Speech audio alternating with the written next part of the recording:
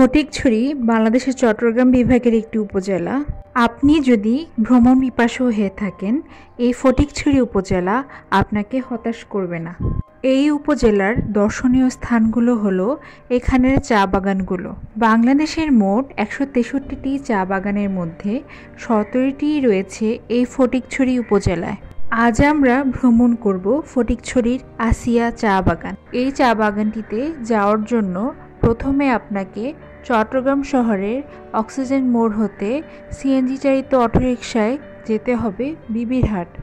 সেখান থেকে আরেকটি সিএনজি চালিত অটোরিকশা ঠিক করে যেতে হবে আসিয়া চা বাগানে। আসিয়া চা বাগানটি অনেক বড়। হেঁটে পুরো চা বাগান এলাকা দেখতে গেলে ক্লান্ত হয়ে যাবেন। এই জন্য সাইকেল, মোটরসাইকেল অথবা সিএনজি চালিত অটোরিকশায় পুরো চা বাগানটি ঘুরে দেখাই ভালো হবে। প্রাকৃতিক অপরূপ সৌন্দর্যে ভরপুর 308 বর্গমাইলের ফটিকছড়ি উপজেলায় 15,500 একর পাহাড়ি এলাকা জুড়ে রয়েছে চা বাগান। দেশের শীর্ষস্থানীয় 10টি চা বাগানের মধ্যে 5টির অবস্থান এখানে। চা সংসদ চট্টগ্রাম অঞ্চল সূত্রে জানা যায়, চট্টগ্রামের চা বাগানগুলোতে বছরে 82 লাখ কেজি চা উৎপাদিত হয়। এর মধ্যে ফটিকছড়ির 17টি চা বাগান থেকে বছরে উৎপাদিত হয় প্রায় 77 লাখ কেজি চা। ফটিকছড়ির চা বাগানগুলো চট্টগ্রামের চায়ের চাহিদার সিংহভাগ যোগান দিচ্ছে। ফটিকছড়িতে উৎপাদিত চা টি বোর্ডের নিলামের পর চট্টগ্রাম ছাড়িয়ে যাচ্ছে দেশের বিভিন্ন স্থানে। পাশাপাশি এই ফটিকছড়ির চা বিদেশেও রপ্তানি হচ্ছে।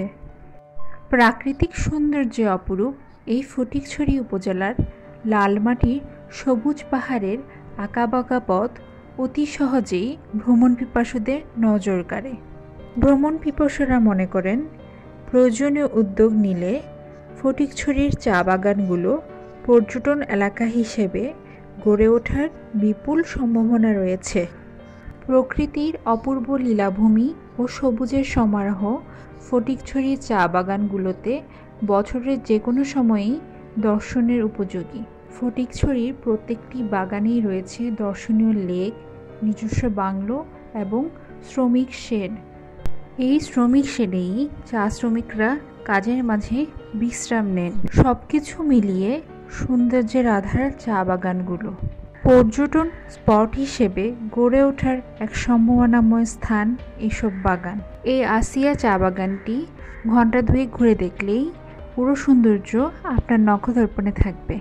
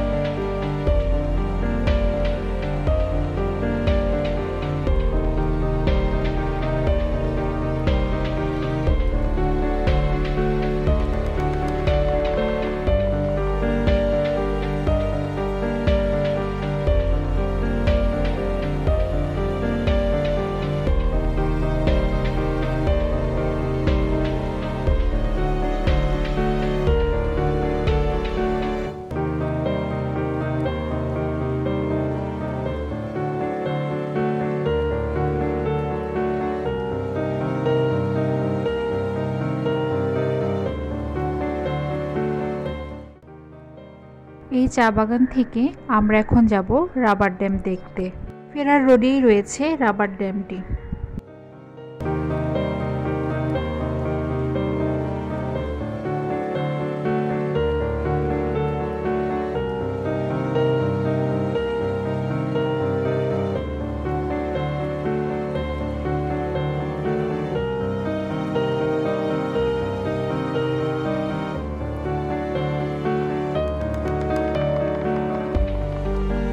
ভোজপুর শিশু পার্কের গেট দিয়ে ভিতরে ঢুকে ক্যান্টিনের পাশ দিয়ে হেঁটে গেলেই চোখে পড়বে রাবার ড্যামটি।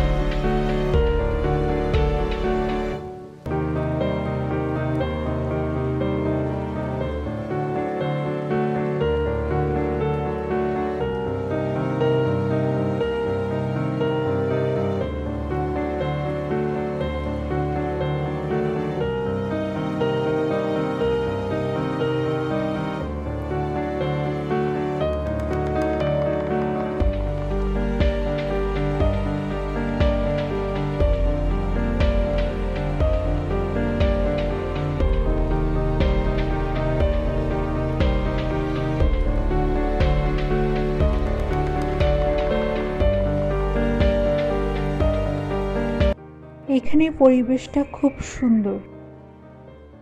শীতের শেষ সময় হওয়ায় ড্যামে এখন পানি কম।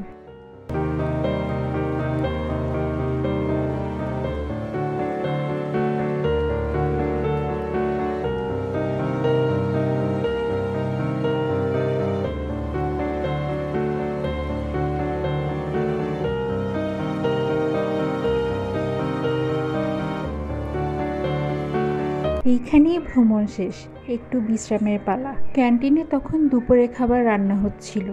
যারা রক্ষণাবেক্ষণ করেন যতটুকু সম্ভব সাজিয়ে গুছিয়ে রেখেছেন।